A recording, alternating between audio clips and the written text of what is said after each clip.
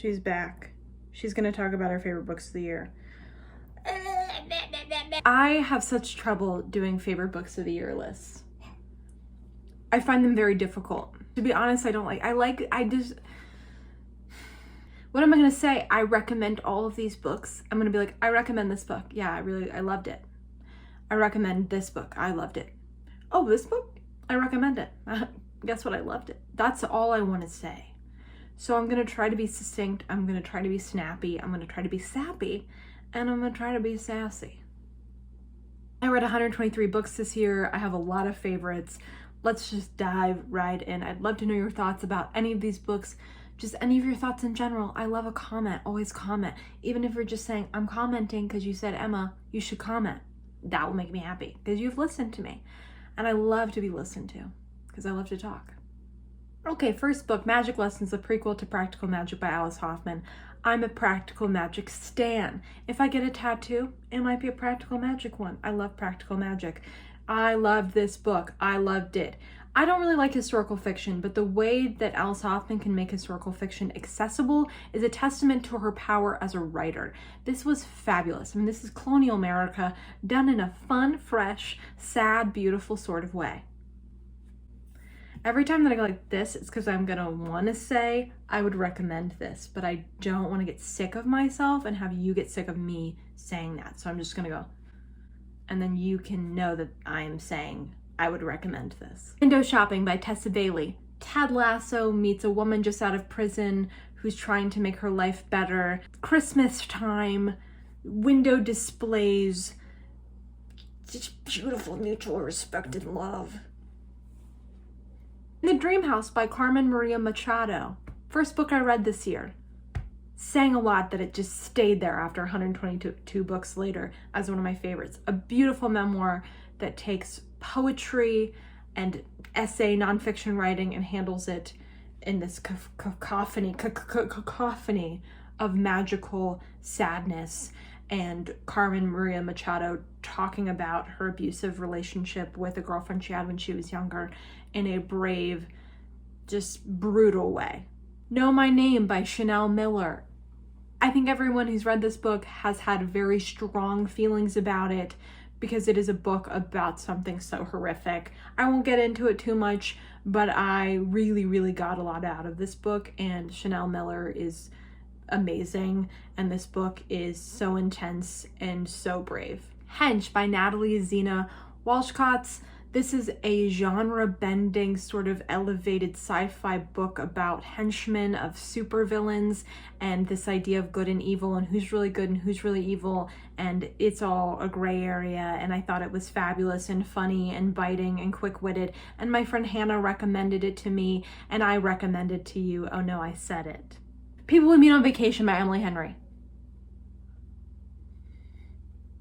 I mean, it's a popular book for a reason because it's a beautiful friends to lover book that reminds me of a Nora Ephron film, a la When Harry Met Sally, and I enjoyed every minute of it, and I'm so excited about book lovers, and Emily Henry is unparalleled in her ability to write beautifully sad, funny, sweet, slow burn romances that break your heart and put it back together all in one. Amari and the Night Brothers by B.B. Alston. This is a Men in Black, kids in a Men in Black situation. Magic, whimsy, suspense, so very good. Up there with me with Percy Jackson and the Nevermore series by Jessica Townsend. I loved it. I would recommend it. It was fabulous. I said I would recommend it. Oh no. One of the many Nora Roberts books that I have on this list, I'm just going to name them all right now. The Pagan Stone, the third book in the Sign of the Seven series. I love the series. Demons taking over a town in Maryland, mass chaos, camaraderie, friendship, dark, very dark series, very fun series. Romance, but you know, we're here for the demons, I think. The demons and the demon fighting. Also, Savor the Moment, the third book in the Bride Quartet series. Huge fan of the Bride Quartet series, a really fun series about four women who have been friends forever who start their own wedding planning business on this beautiful estate. This book is about the third woman. She's a cake decorator. She's had a really serious crush on her best friend, the main character of the fourth book's older brother, Delaney, and they get together. I love crush to romance books. They don't happen very often, but I think they're so satisfying. Friendship vibes, party vibes, everybody together talking, communicating. Nora Roberts is unparalleled in her ability to write. elevated, fun, realistic dialogue between friends, and that's what you have here, and I loved it. I'm talking fast. Another Nora Roberts is Born in Fire, the first book in the Born in series. I read this with my friend Ileana. This is such a fun book. Best Nora romance in terms of romance I've read. It's a hate to love. Glassblower, sassy lady in Ireland falling in love with a bigwig art guy. They can't really get it together, and then they get it together in a very realistic way. I also love the fact that she is the aggressor in this situation, which doesn't happen. I really enjoyed the commentary about relationships that happen in this book. I love the dynamic between the main character and her mother and the main character and her sister. And all in all, for a book written in the mid-90s, it feels very modern. It's a book that I would recommend if you want to get into Nora, because it's very accessible and very good and cozy. Last Nora book is Key of Valor by Nora Roberts. It's the third book in the Key series. This is, about Irish, Scottish, Welsh, British demigods and having to save them from a demon. Super fun. Very similar vibes to the Blood Brothers Sign of the Seven series, but just the best and so cozy and great descriptions of fall and Halloween. Loved.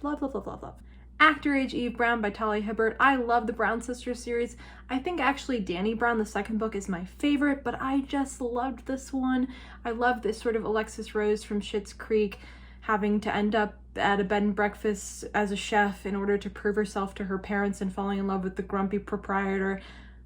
I love this book. I thought it was really sweet and very cozy. Hated the third act, but besides that, I think it's fabulous. From Scratch, a memoir of love, Sicily, and finding home by Tembi Locke. This is a book that Tembi Locke wrote about her relationship with her husband, meeting him in Italy as a young woman, and then his passing. It is a beautiful, brutal book about grief and food and family in Italy. I adored it. I sobbed so much. Ace of Spades by Frida Abike-Amide. This is the best YA book I have read in a long time. A lot of people read it. If you haven't read it, again, it is fantastic and is one of the best paced books I've ever read. It has really fantastic queer representation. It is very good and very intense and fabulous, and I can't wait to see what this author writes next. The Box in the Woods, the fourth book in the Truly Devious series by Maureen Johnson. This surprised me by how much I loved it, because I loved the first three books and I was like, she can't probably write another really good book in this series, and then she did it. I loved this book. This is different than the first three because it's not about a murder that happens years ago where everyone's dead who was involved. This is Stevie Bell trying to solve a cold case from the 70s where the victims' families are still alive, specifically at a summer camp. It has a great commentary on true crime and capitalism, the commodification of true crime in a really gross and dark way, and I really like that Maureen Johnson discusses this, because this is not something that I think is discussed enough in the true crime genre, and I thought it was handled really well. And it's also just a really fun book, and it's really fun to see Stevie Bell do her thing again. Fresh by Margot Wood, the best new adult novel I've ever read, a retelling of Emma set at Emerson College with our main character at her freshman year. Great bisexual representation, a fabulous sapphic romance, so much fun, really lighthearted, but also very serious, and felt like a true representation of your freshman year of college. Like, this should be a required reading almost before you go into your freshman year. I loved it a lot. I thought it was great, and I can't wait to read more from Margot Wood. The Anthropocene Reviewed by John Green. Man, oh man, oh man. Most life-affirming book I've read this year. A book that isn't afraid to be like, I'm anxious about a lot of stuff, but also let's talk about some good stuff too. Very good. I cried many times. The Love Hypothesis by Ali Hazelwood. Not shocking. Not shocking that it's on here.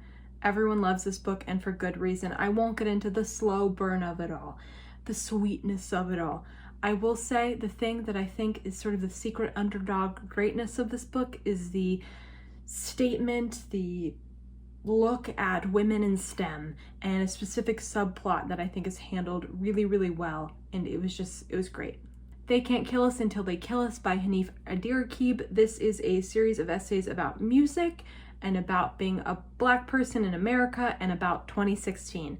It is a really intense, sad, funny at times, life-affirming, exciting, wonderful, serious book, and I would highly recommend it. I loved the essays about Carly Rae Jepsen. I love the essays he wrote about his relationship with a friend he had in high school who passed away. it really runs the gamut, and every essay is just a piece of art, truly, and I loved it. Very Sincerely Yours by Carrie Winfrey. I hated Carrie Winfrey's other book. Did not like it. I know she has a few, but there's one of her books that I really didn't like. So I didn't expect to like this one, but I loved it. This is a Mr. Rogers meets a Meg Ryan character book. Think hot Mr. Rogers, think Meg Ryan in the 90s. This is what you have here. It is not a spicy book, but it is a wholesome, sweet book. It just burrowed into my soul. It's set at fall. You know, it's just so cute, and I think very underrated. The Ex-Hex by Erin Sterling. Shocking. I've talked about this book a lot. I love the fact this book is set in the South. I love the fact that it feels like the South. I love the magic. I love the big plot that happens. I love the second chance romance. I love the fact that these two characters come together in a really fun, sweet, fun way. This book feels like a Hallmark movie, but like a very good Hallmark movie. I adored it, and I really hope and pray that the next book in the series comes out next year. A book that doesn't come out until next year, speaking of, Hook, Line, and Sinker by Tessa Bailey, the second book in the Ballinger series. I liked It Happened One Summer. I liked it a lot. This one I loved. I love these two characters. I thought that their romance was really sweet. It was a friends to lovers moment. I thought it was spicy and fun. I read it so quickly, like in one night. It made me cry. It just was so sweet. And I think the thing that makes this book really special is the fact that the guy character is very different. Like, he is seen in the community as like the town slut, and he has a lot of baggage related to that, and our main character is trying to help him, and he's struggling with that, and I just thought that was done really, really well. And Tessa Bailey went from a writer that I really didn't like to a writer I really love in 1 year, and go her. No One Is Talking About This by Patricia Lockwood, the only literary fiction book on this list. I adored this book. This is half memoir, half prose. It is a fantastic book about what it's like to be on the internet and what it's like to be a very online person when something really bad is happening in your real life, and how you have to be pulled out of that. It's the kind of book where you want to throw your phone into a river and never look at it again, which is kind of a saccharine idea, you know what I mean? Like, put your phone down and live life. But it's done in this really funny, comical, biting way, so it takes the saccharine right out of it, but still has this sort of hopeful, sad message.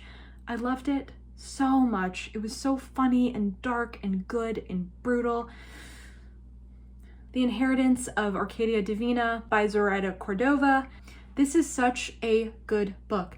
This is a lush book. This is a dark book. There's a lot of death in it, which is not normally my jam, but the way it's written with this magical realism, it was just so good and rich and dark and fantastic, and I really, really loved it. I also think it's a book that bridges the gap between YA and adult fiction in a really, really, really smart way. We're on to our last two books. Crying in H Mart by Michelle Zauner.